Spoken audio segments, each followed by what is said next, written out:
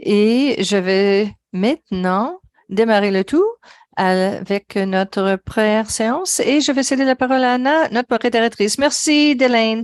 Bonjour tout le monde. Je suis Anna Sampson. Je suis ravie de modérer aujourd'hui la première séance et nous avons entendre Rob et Alex sur les politiques d'exprimer la douleur. Un petit peu au sujet de la douleur. Je vis avec la douleur chronique et c'est la spondylite ankylosante, l'arthrite et la fibromyalgie. Et tout cela a débuté très tôt en Alexis pour moi.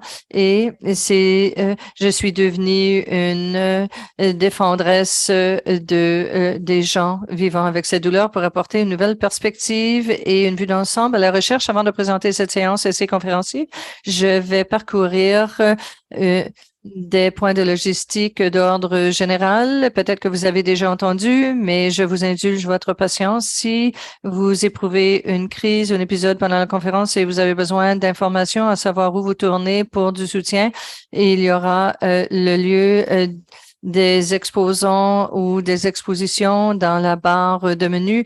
Et pour vous rappeler que l'interprétation vers le français est disponible ainsi que les sous-titrages. Et les liens aussi pour la description sur la séance, vous pourrez trouver cela sur la page de la séance en défilant vers le bas. Et finalement, si vous avez des questions au sujet de nos conférenciers ou pour nos conférenciers, il y a la boîte de clavardage ou de discussion à la droite où vous pouvez utiliser la fonction de questions-réponses.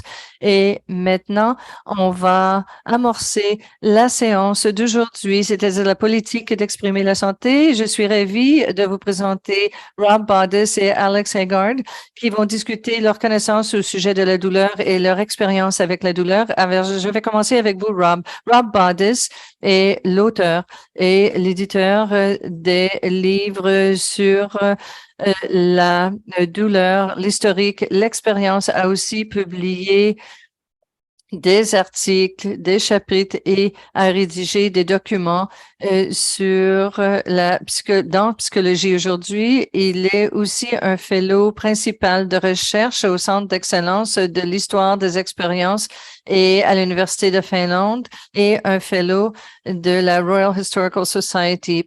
Ensuite, nous avons Alex Haggard. Alex Haggard et elle est chercheuse et défendresse des droits des gens qui vivent avec les handicaps physiques et elle fait de la recherche pour tenter de trouver des solutions pour les gens handicapés et spécialement pour les gens avec des handicaps et qui tendent à être rendus invisibles par la société et ils sont informés par leur propre expérience sur la douleur chronique et les difficultés liées aux handicaps.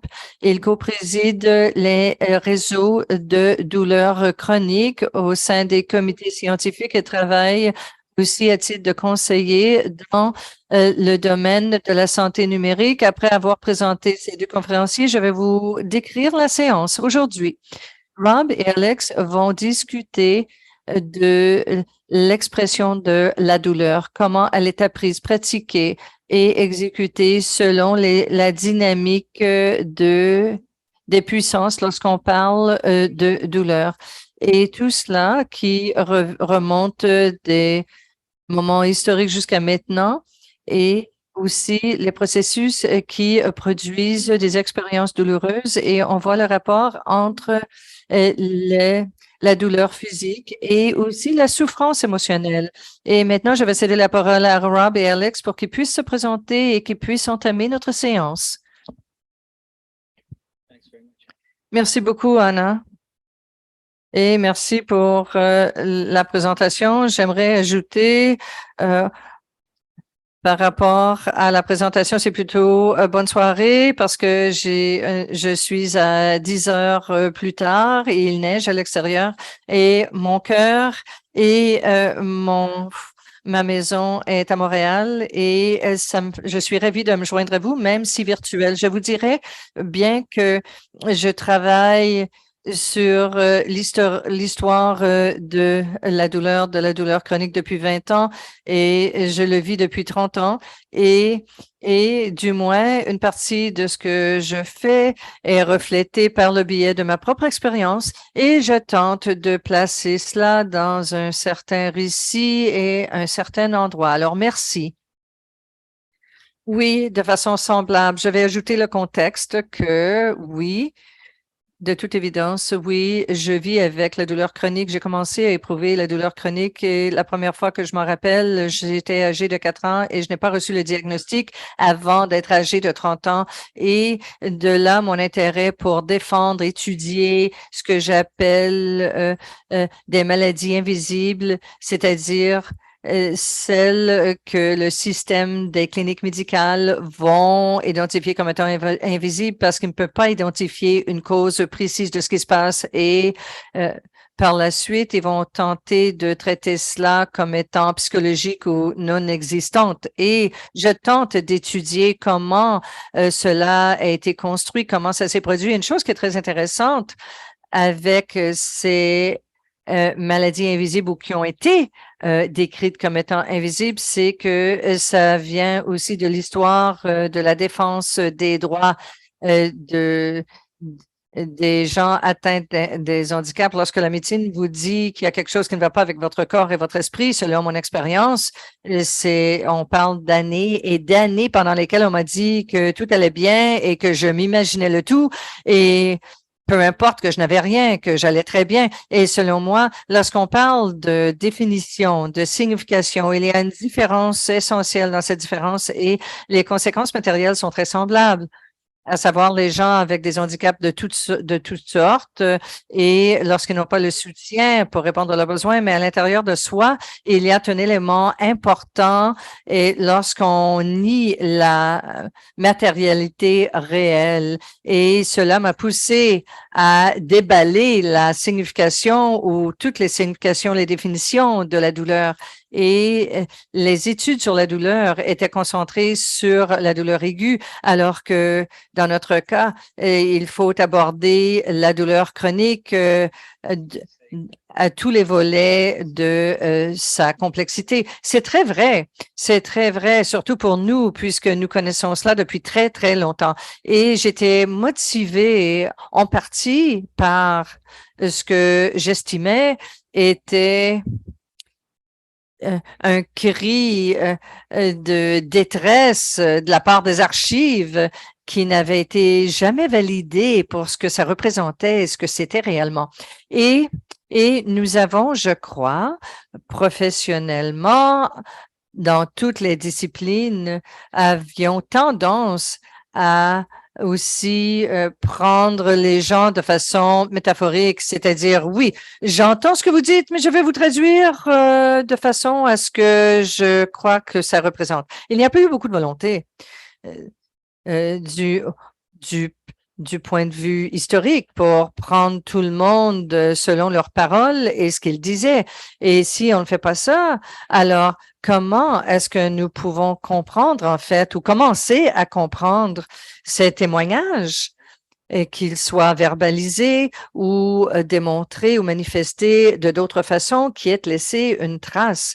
Et pour ma part, le vrai défi, à savoir comment comprendre ce que les gens veulent dire lorsqu'ils disent qu'ils sont en douleur, dans leurs propres termes et dans le contexte dans lequel ils habitent et dans le contexte dans lequel qu'ils devaient évoluer, manœuvrer pour faire le point qu'ils devaient faire. C'est un processus très complexe. Il faut rebâtir des mondes pour tenter de comprendre, pour tenter de résister la tentation de traduire pour dire ce qu'ils voulaient vraiment dire, plutôt que de tenter de comprendre ce qu'ils veulent réellement dire. Alors, d'une façon, je suis où je cherchais ce processus ou ce cheminement de rendre invisible depuis quelques milliers d'années à chercher le genre de tactique, le genre de stratégie, de pratique et des compétences que les gens utilisent pour qu'ils puissent se faire entendre, pour que les gens se fassent entendre. Et et aussi pour donner une sorte de conclusion qui résume tous les efforts investis.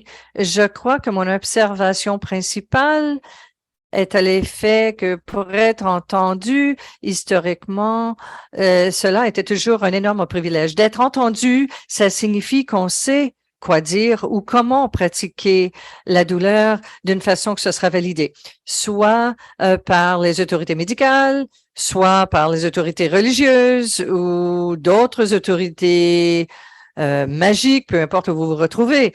Mais je suis réellement motivée parce qu'il y a une ligne dans la définition de douleur qui est historique et traditionnelle, qui est le test ou le critère ultime, à savoir si une personne est en douleur, si elle réclame qu'elle l'est. Et selon moi, ces archives sont très difficiles.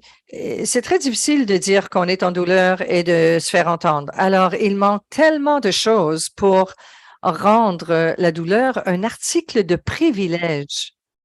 J'adore que vous mentionnez cela parce que mon expérience eh, a été telle que j'ai perdu l'habileté de savoir, de reconnaître lorsque je suis en douleur et de ne pas être en mesure de communiquer ou d'exprimer que je suis en douleur, mais de par les ans, et puisque ça a commencé tôt dans mon enfance et plus jusqu'à plus tard dans ma vie d'adulte, et alors que les gens pensaient que j'étais normale, que je n'étais pas réellement en douleur, j'ai appris à m'éloigner de cela.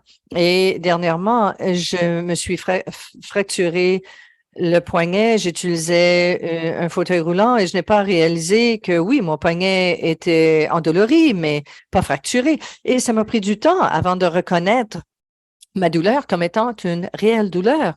Et aussi pour et il fallait que je recherche de l'aide médicale, des soins médicaux.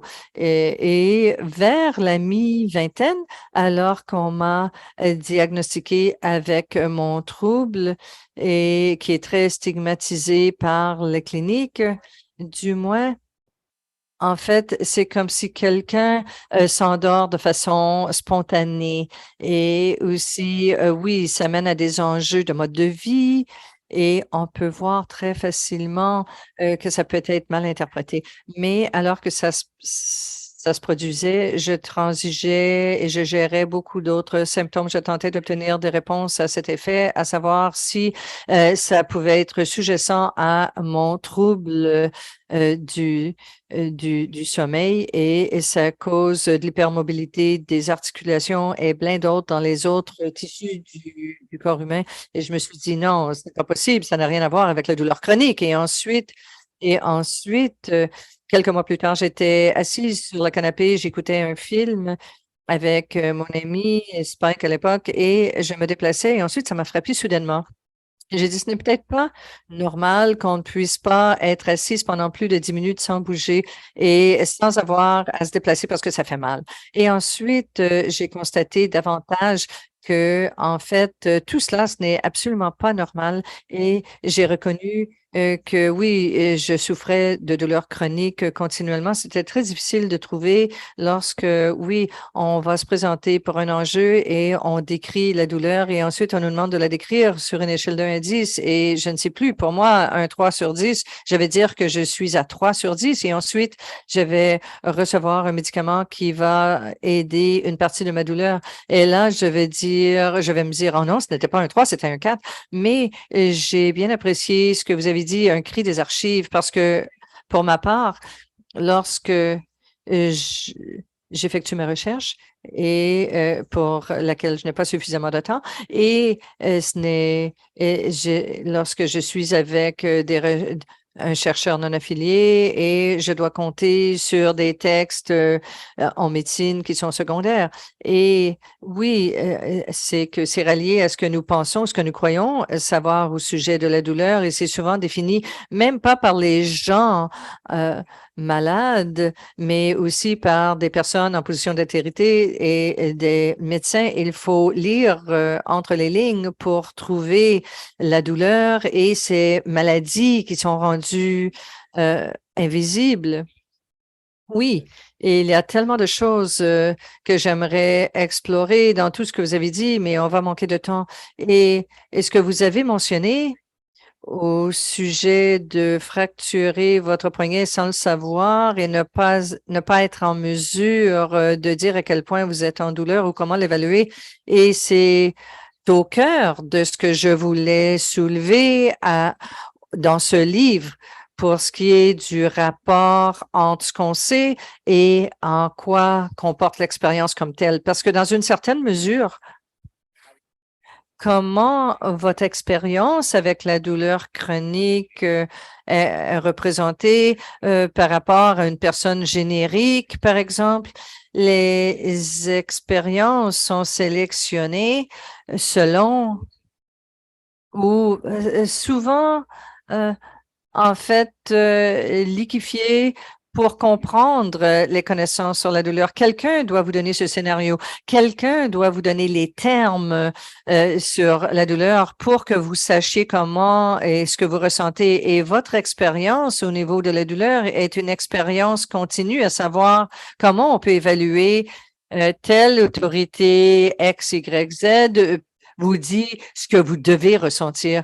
Et ce que vous dites va s'insérer exactement au sein de ces catégories qui ont été établies pour vous. Mais bien entendu, pour la plupart du temps, il y a un degré euh, de non-concordance et cette expérience de non-concordance aussi va avoir une incidence sur votre expérience de la douleur et ça va ajouter de la frustration. Cela va ajouter une autre sorte de souffrance parce que c'est l'inhabilité à aussi avoir cette bonne expression avec la bonne personne. Et ça vous apprend aussi une sorte de déni. On voit ça à répétition dans divers contextes. Les gens apprennent à sous-évaluer leur douleur parce qu'ils ont en quelque sorte été niés le fait que leurs propres expressions de la douleur ne concordaient pas le modèle qui a été établi. Et précisément, vous parliez de l'échelle de la douleur. Je crois que cette logique est très pratique et commode pour que ça soit une unité de mesure de 1 à 10 pour ce qui est de l'échelle de la douleur. Et j'ai toujours cru que c'était très abstrait. Comparé à quoi? Par rapport à quoi? Comment est-ce qu'on doit le savoir entre euh, pas de douleur du tout et jusqu'à la pire douleur extrême? Et il est très difficile à évaluer. Le cheminement est très difficile de 0 à 10. Et la réponse que vous allez donner va ensuite partir le bal à un certain rythme, une certaine vitesse, dans une certaine direction pour le remède ou à quel point on vous prend sérieusement. Il n'y a pas de façon comment attaquer cela non plus. On ne peut pas aller directement à 10 parce qu'on ne saurait pas où se diriger par la suite.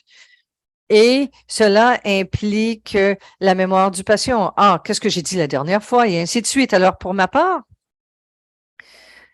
toute cette affaire au sujet du scénario, il n'est pas écrit sur papier.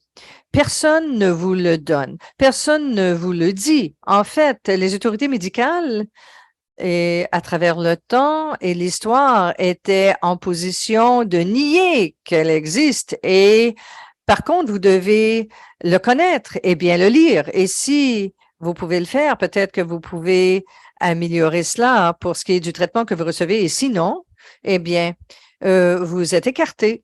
Et je crois que ce n'est pas seulement que lorsqu'on pense à l'historique de la douleur rédigé par la douleur ou les autorités, cela concorde avec le fait que le concept de douleur a été rédigé, écrit par des autorités. Alors, tout ce que vous dites va contrer cela et va probablement être très différent de ce que vous pourriez raconter à un ami, à un membre de la famille, mais ce que vous racontez à une clinique. Ce langage, pour qu'il puisse fonctionner, n'est pas votre langage. Et il a été préformulé, préfourni et précatégorisé et classé par les autorités médicales. Et et ça a été fourni d'une certaine façon. Et une chose que je tentais de faire dans ce livre, c'était de remonter à l'archéologie, à savoir d'où est-ce que ça provient, qui fournit cela et d'où est-ce que ça a émergé de quoi, d'où est-ce que ça provient. Et presque à chaque moment, à chaque fois, ce n'était même pas, ça n'interagissait pas avec les gens qui subissent cette expérience. Oui, je me rappelle lorsqu'on organisait cette séance, vous avez parlé du questionnaire sur la douleur de l'Université McGill. J'aimerais que vous l'abordiez davantage parce que, en fait, c'est traité comme si ça fonctionnait très, très bien et c'est peut-être la meilleure chose que nous détenons dans le système clinique. Et oui, j'appréciais que vous ayez discuté les défauts, les défectuosités de la façon qu'il a été adopté malgré tout. Oui, j'estime que je suis très, très proche de ce questionnaire sur la douleur de McGill. Lorsque je suis pas en Finlande, ma deuxième demeure intellectuelle est à McGill. Et j'ai parlé au centre de la douleur, à son personnel pendant les rondes sur la douleur au sujet du questionnaire sur la douleur. Et bien entendu, pour ces gens, il s'agit d'un outil. C'est ce qu'ils utilisent sans même y réfléchir quotidiennement. Et je voulais leur démontrer ses origines et peut-être ses manquements, ses lacunes, ses politiques et certaines choses problématiques lors de son utilisation. Et il est utilisé comme étant la référence, le talon pour que les gens puissent exprimer leur douleur chronique particulièrement,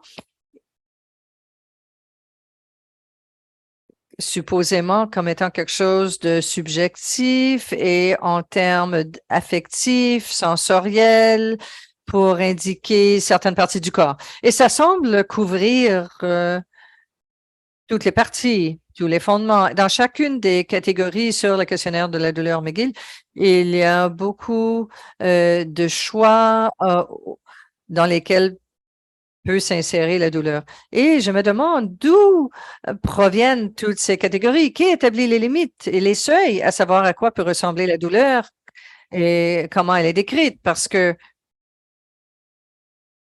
ces termes sont très figuratifs, c'est-à-dire une douleur brûlante. On n'a pas besoin d'être en feu. Oui, c'est un terme métaphorique et c'est un terme très normalisé. Une douleur brûlante comme du feu. Et il n'y a aucune concertation, à savoir sur l'élaboration du questionnaire sur la douleur McGill. Une couple de gars, ils se sont assis avec une couple de dictionnaires, ont élaboré leur liste selon leur avis, à savoir à quoi représentait la douleur chronique à partir de leur clinique avec les patients, à savoir comment interpréter la douleur chronique. Ensuite, ça a été évalué sur un sous-ensemble minime de patients de la classe ouvrière blanche à Montréal et très petite cohorte. Et cette révision a été lancée dans le monde parce qu'il n'y avait rien d'autre qui existait et c'est devenu rapidement le questionnaire que tout le monde recherchait. Et c'était traduit dans des douzaines de langues, fondé sur la présomption ou l'hypothèse que les catégories, et surtout élaborées par Mazak dans ce questionnaire sur la douleur, étaient non seulement très proches de ce qu'un patient pouvait relater spontanément, mais aussi de façon universelle. Alors, des gens partout à travers le monde ont commencé à traduire le questionnaire sur la douleur McGill et ont confronté plein d'enjeux. Ils ont dit, on ne peut pas avoir une douleur perçante en italien. Et il y a bien des parties du questionnaire de la douleur McGill ne fonctionnaient pas dans bien des pays. À certains endroits, dans les pays du Moyen-Orient, au Koweït, ils ont décidé que ça ne fonctionnait pas pour la douleur chronique, mais seulement pour la douleur aiguë. Et encore une fois, des décisions fondées sur les gens de l'établissement qui décidait ce qui allait fonctionner ou non. Et pour quel genre de patient ça pouvait fonctionner. Ah, il faut être instruit pour pouvoir le comprendre.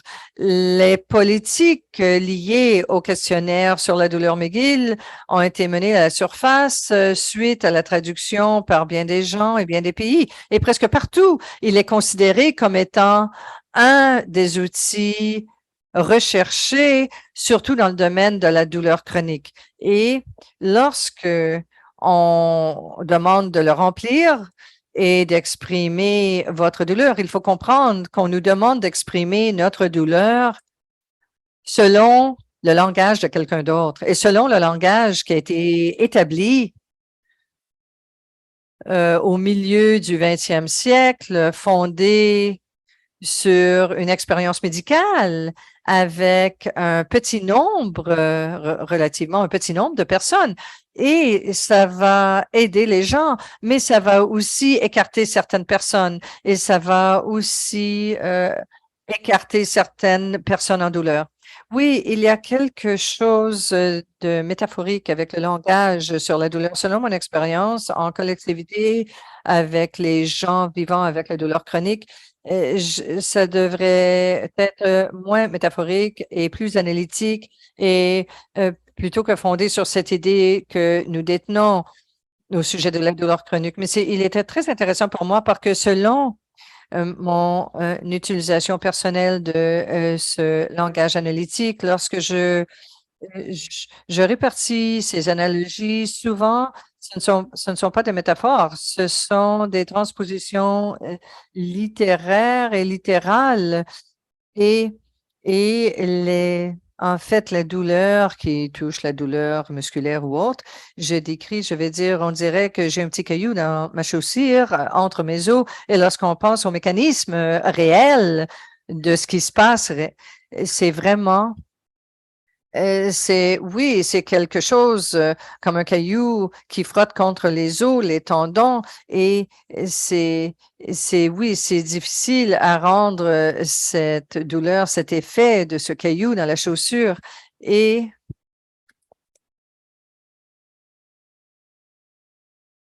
C'est une approche beaucoup plus qualitative.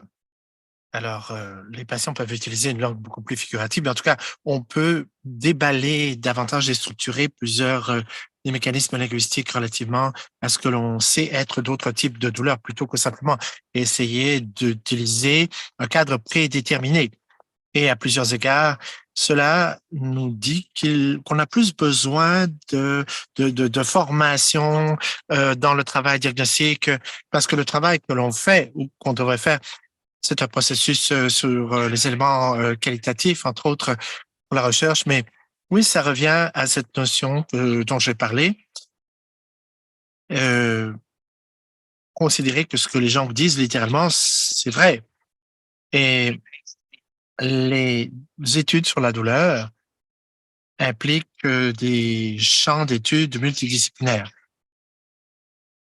À peu près toutes les disciplines sont incluses, mais ça ne marche pas nécessairement très bien de façon croisée entre les disciplines. Et donc, mon ressenti, c'est que si on considère l'éducation médicale, l'histoire de l'éducation médicale, en gros, la, et la quantité de temps pour obtenir un diplôme médical, le temps passé pour parler de la douleur, néanmoins, c'est infime dans la plupart des écoles de médecine. Et donc, vous demandez aux gens d'avoir peut-être une notion rudimentaire mécanique de la douleur en termes de fonctionnalité, la fonction de la douleur. Mais c'est très rudimentaire comme connaissance. Une compréhension sociale rudimentaire de comment ça marche la douleur, comment on ressent la douleur, qu'est-ce que ça signifie dans notre expérience personnelle. Vous demandez à ces personnes-là d'être en avant-scène pour ceux qui vont faire les choix thérapeutiques, par exemple la recherche scientifique. Donc, ce serait plus approprié à ce moment-là, d'après moi, que la collégialité multidisciplinaire soit mieux représentée pour relativement aux études sur la douleur. Ça ne veut pas dire que moi, je vais me sentir confiant ou qualifié nécessairement, mais éventuellement, quelque part, quelqu'un comme moi ou des gens comme moi devraient faire partie du programme de cours pour que, au moment du diagnostic, il n'y ait pas une vision si étroite de ce qu'est la douleur. Historiquement, je vois la même chose, essentiellement si un peu après le 20e siècle, la plupart des cas de douleur que j'ai vus étaient dans un contexte religieux. Et je pense que c'est un exercice de réflexion très utile, le fait de considérer la source pour quelqu'un qui dit au 18e siècle, ou peu importe, au Moyen Âge, quelqu'un qui se réfère à sa douleur en utilisant des termes religieux. Et, et on se sent tellement éloigné de la réalité. Mais je ne comprends pas ce que dit cette personne. Et donc, on ne comprend même pas ce que peut vouloir dire le début de ce qu'ils essaient de dire. Donc, et ce genre d'humilité devrait se voir devant une personne qui aime un témoignage. Ce serait une attitude utile à avoir dans le monde clinique. Et pour revenir à ce que vous avez dit, l'avantage de savoir, de pouvoir exprimer votre douleur, il y a quelque chose que j'aimerais voir davantage, c'est un plus grand rôle pour les patients relativement à leur propre diagnostic. Ils jouent un plus grand rôle avec plus de pouvoir, en tout cas, pour que ces personnes puissent se diriger elles-mêmes vers les soins dont elles ont besoin.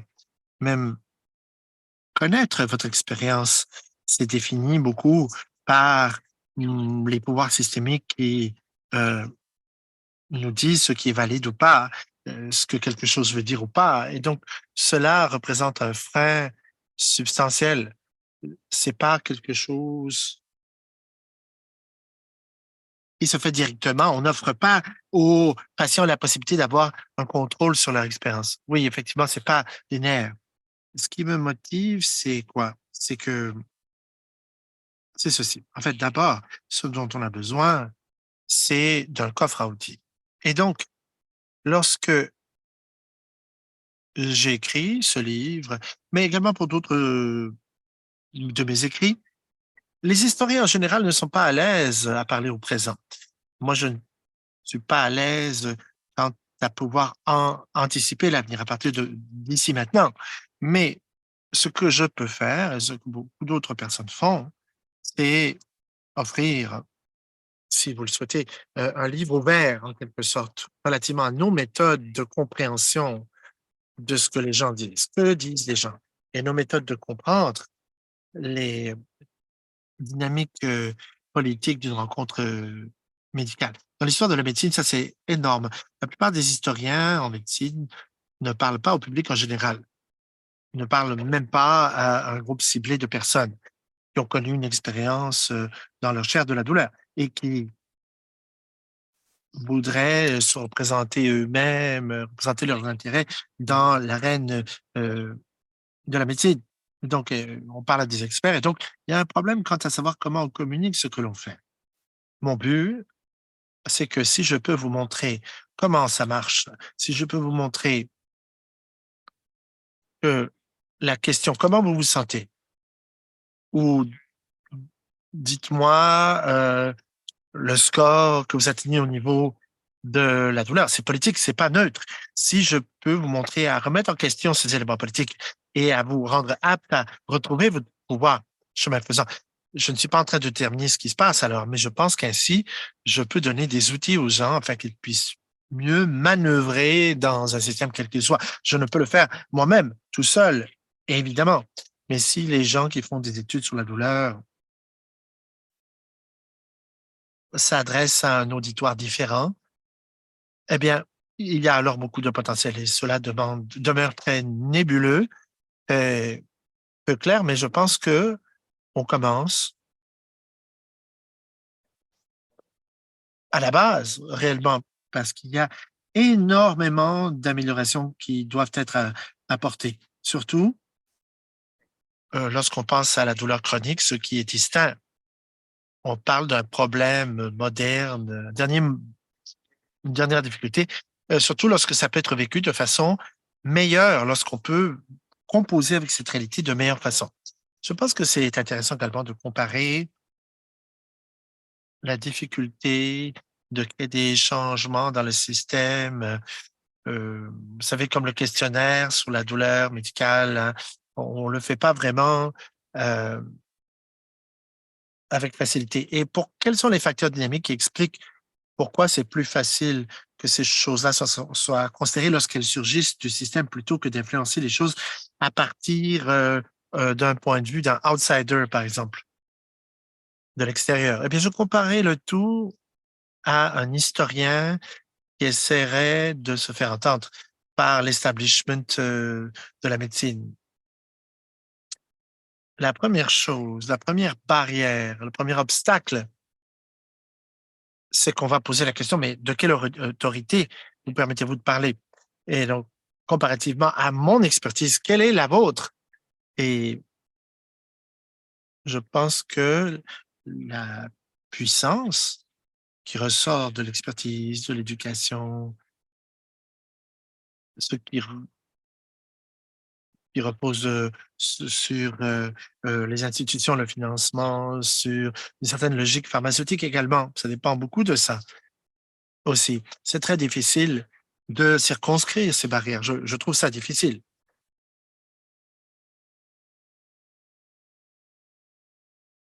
En tant que, bon, si je fais partie de l'élite, euh, mais bon, pour les historiens, c'est difficile de parler à des médecins, sauf si vous ne faites pas partie de l'élite, là. Et donc, une personne veut se faire entendre pour leur vie.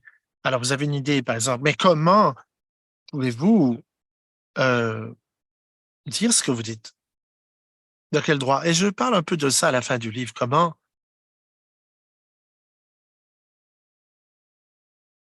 il y a eu une présence croissante de groupes communautaires et de collectivités. La communauté, c'est un terme inapproprié parce que ce sont des gens qui existent ensemble seulement dans un environnement virtuel.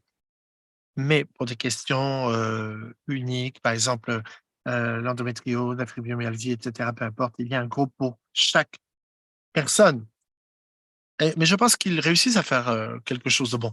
Mais le problème, c'est que souvent, le facteur dynamique que je vois, c'est que ces personnes se présentent par opposition à l'autorité médicale. Et en s'opposant à l'autorité médicale, ces personnes risquent au minimum de ne pas compter sur les bonnes personnes qui devraient les écouter. Si vous faites face à des gens qui vont se dire, parce que vous les opposez, je ne veux pas écouter ce que vous avez à dire, vous perdez. Et donc récemment, j'ai travaillé avec une équipe ici de la Finlande et il me semble qu'il y a un collègue anthropologue qui travaille sur la douleur chronique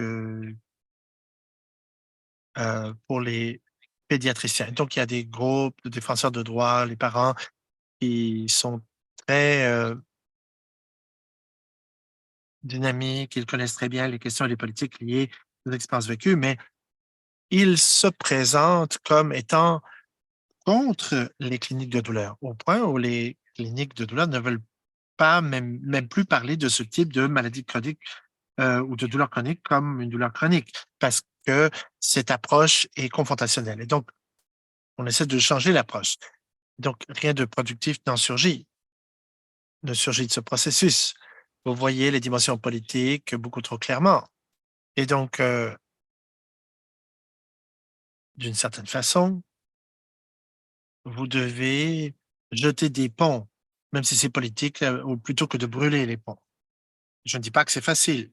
Ce n'est pas facile, mais je peux vous garantir, je peux vous promettre que dans l'histoire de la douleur, la plupart des gens, la plupart du temps, ont échoué.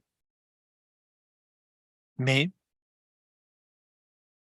ça doit valoir la peine. Ça vaut la peine. C'est très difficile parce que moi, j'aurais tendance à ne pas faire la paix avec les cliniciens parce qu'il y a un problème de traumatisme. Il y a des gens qui ont connu tellement de choses affreuses, horribles et donc essayer de jeter des ponts avec un système qui vous a tellement fait mal, c'est très difficile.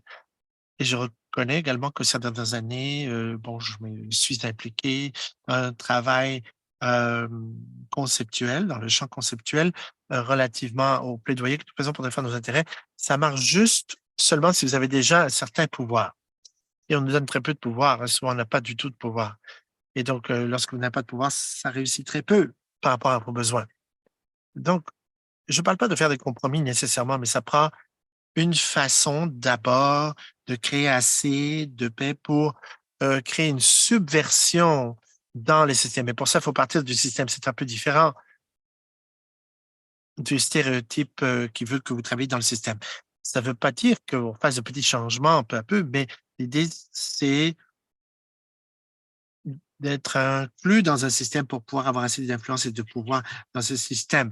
Il faut trouver des façons stratégiques pour montrer les changements qui doivent arriver parce que dans plusieurs cas, il y a tellement d'inefficacité dans notre façon de présenter des diagnostics et de traiter la douleur.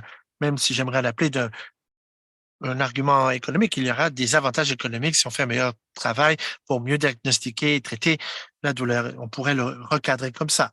Et je pense que c'est une stratégie nécessaire, d'après moi. Quelque chose d'intéressant relativement à ce que vous avez dit aussi, comment la maladie chronique, les groupes de maladies chroniques, de douleurs chroniques, et cetera, on met beaucoup l'accent sur un problème à la fois, un diagnostic à la fois et c'est là quelque chose où on commence à évoluer. On fait du progrès là-dessus en ce qui a trait à cette conférence sur la douleur chronique en général. Mais on voit la distinction entre l'histoire, des droits, des gens qui vivent avec un handicap, par exemple, et la visibilité, des personnes et donc il y a comme une sorte d'amalgame des différents mais souvent, heu, la visibilité, les droits, c'est quelque chose qui est mis à l'écart. Les gens qui ont une maladie qui semble invisible, on ne reconnaît pas leurs droits et pourquoi je fais la recherche que je fais, c'est que j'essaie d'explorer la façon comment les gens qui ont une maladie, heu, qui semble invisible sont mis de côté, des programmes de défense d'intérêts, de droits, des personnes malades et cetera. Donc oui, vous avez raison, je pourrais en parler, mais je pense qu'il y a la session de questions qui devrait arriver maintenant. Je pense qu'on la jouxte de fait. Oui, quelle merveilleuse discussion. Je sais que vous voulez parler davantage, les amis. Oui, bien sûr, mais bon, on a notre horaire et puis on a une question de Samantha Kelly. Une des grandes frustrations pour nous, c'était, hem, le calibrage lorsqu'on remplit des formulaires, lorsqu'on doit donner le score de notre maladie. Des fois, je ne sais pas quoi mettre et donc je mets n'importe quoi pour répondre au questionnaire. On a commencé à refuser de répondre. Que pensez-vous de ça? Y a-t-il une autre façon de répondre à cette question impossible lorsqu'il faut se donner une note là, de souffrance par rapport à notre douleur? Non et je sympathise entièrement avec vous dans cette situation et malheureusement, si vous êtes dans une situation où bon, peu importe ce qui doit arriver plus tard, on vous présente cette échelle de la douleur et c'est obligatoire et de répondre, eh bien, vous vous trouvez dans une situation politique où vous n'avez plus de pouvoir. Dans les limites de cette situation, tout argument y aurait trait à cette façon factice de mesurer les choses par cette échelle. Si quelque chose de subjectif est là, on pourrait le transformer en quelque chose d'objectif parce que vous pourriez en parler en long et en large et ça ne ferait pas de différence. Et donc, voilà pourquoi je dis, lorsqu'on vous demande de vous donner un score sur cette échelle de douleur, rappelez-vous ce que vous avez dit la dernière fois. Il faut vous laisser quoi? Plus de place pour des journées où vous allez souffrir encore? Heu, et donc, quelle est la fabulation idéale liée à mon sentiment actuel qui va me permettre d'aller là où je dois me rendre? Si c'est 7, est-ce que la prochaine fois, ça peut être 8? Bon, est-ce que je dois avoir une certaine apparence? Est-ce que ma situation doit s'aggraver sur cette échelle? Et il y a aussi le problème, hier, je souffrais au niveau 9, maintenant je souffre au niveau 6, mais je veux convaincre la personne devant moi que je souffre vraiment. Donc, est-ce que 9 c'est suffisant ou j'exagère ou je reviens à 6? Donc, il y a cette polémique sans fin. Et donc, l'idée, c'est d'essayer de traiter ces problèmes-là en dehors de l'immédiateté. Il faut être très actif pour sortir de l'impasse, pour trouver de nouvelles façons de traiter de ça. D'abord, par exemple, je ne veux pas encercler un emoji, je ne veux pas vous donner un score, un pointage sur une échelle de 0 à 10, jusqu'à ce qu'on atteigne une masse critique de d'activisme mu par les patients pour changer la façon d'appréhender ces choses-là. Eh bien, on sera pris dans ce bourbier. Et maintenant, à ce moment-là, tout ce que je peux dire, c'est suivez votre instinct parce que, encore une fois, bon, si vous ne participez pas, peut-être c'est la meilleure façon d'exprimer votre mépris, mais ça ne vous aide pas nécessairement. Et malheureusement, il n'y a pas de feuille de pointage qui vous permette de dire c'est 11 plutôt que 10. Bon, je ris un peu parce que j'ai vu ça la semaine dernière. Je reçois des injections pour la migraine de façon continue. Il y a un formulaire à chaque semaine à remplir. Et il y a 2 formulaires maintenant, ça a changé. Au début, on vous pose des questions sur votre douleur durant la dernière semaine. Puis ensuite, il y a un formulaire virtuel. On vous pose la question sur la douleur durant les 24 dernières heures. Et on m'a posé la question et moi, j'ai essayé de stratégiser. J'ai dit, je me sens bien, mais je vais attendre quelques journées pour connaître peut-être une pire journée. Mais j'aurais pu tricher un peu, j'aurais pu simplement estimer ça ressemble à quoi ma pire des journées. Mais on a la tendance, moi j'ai la tendance un peu à être trop littéral. Mais bon, la réponse stratégique, qui est très semblable à ce que Ron a dit, c'est différent de ma réponse émotionnelle. C'est que j'ai fait un peu comme vous. C'est que ça dépend beaucoup du contexte également. J'ai connu des situations où c'était pas mal clair pour moi que l'interaction clinique n'allait pas me mener là où je voulais me rendre. Le médecin ne me croyait pas. Le médecin n'était pas intéressé à m'aider. Et donc, dans ce cas-là, je me bats plus parce que je me dis à ce moment-là, c'est comme une perte perdue. Et c'est comme une peine perdue. Je serais mieux de faire un peu d'éducation en espérant que lorsque l'inconfort du moment sera terminé, ils vont peut-être mieux faire à l'avenir, en y songeant. Mais pour les formulaires d'incapacité, on n'a pas d'autres options, il faut passer par là. Et donc, je dirais que même si c'est quelque chose de douloureux, là, il faut être stratégique. Il faut se dire quel est l'objectif que je veux atteindre, peu importe la situation. Quel est le résultat que je veux créer à partir de cette situation? Et agissez conséquemment. Et je vous dirais également que si vous avez la capacité, peu importe la capacité que vous ayez, si vous pouvez participer avec les groupes qui sont actifs, qui font de l'activisme, qui établissent des plaidoyers pour la défense des droits, etc., c'est comme ça qu'on peut faire des changements également. Moi, pour moi, ça, ça a résolu beaucoup de traumatismes et d'éléments physiques ou émotionnels. En fait, tout ça s'est transformé en quelque chose de concret. Des fois, en termes du sens de la douleur, ça me permet de donner un sens plus positif à ma douleur en utilisant mon expérience pour, je l'espère, pouvoir changer les choses en vue de l'avenir pour d'autres personnes. Merci. Alors, Elisabeth pose une question. Y a-t-il une échelle normalisée qui puisse expliquer les niveaux pour ces formulaires spécifiquement? Non, il n'y en a pas. Et ça, c'est un des éléments clés liés à l'expérience sur la douleur. Je pense que ça serait contre-intuitif pour la plupart des gens. C'est-à-dire qu'il n'y a pas de relation universelle prévisible entre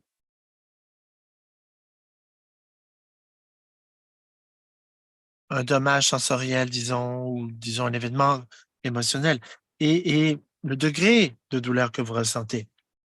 Et même, bon, pour la même personne, 2 journées différentes, la même chose pourrait leur arriver et elle connaîtrait une expérience différente. Il y a un historique qui parle des différentes façons qu'ont les gens de mesurer la douleur et de normaliser que 4, ça veut dire X, Y, Z. 4, ça veut dire X, Y, Z au niveau de la sensibilité, cutanée, la pression sanguine, peu importe quels critères vous pourriez utiliser au niveau fonctionnel. Peu importe quel critère fonctionnel vous voulez utiliser pour, le score 4, ça n'a jamais marché, ce genre de pointage. La Chaque fois que quelqu'un essaie de, donner un pointage objectif, ça échoue toujours. Il y en avait un, j'ai oublié le nom, mais ça essayait d'offrir une explication à chaque niveau. Et ce qui m'étonne, moi, c'est qu'1 ou 2, c'est censé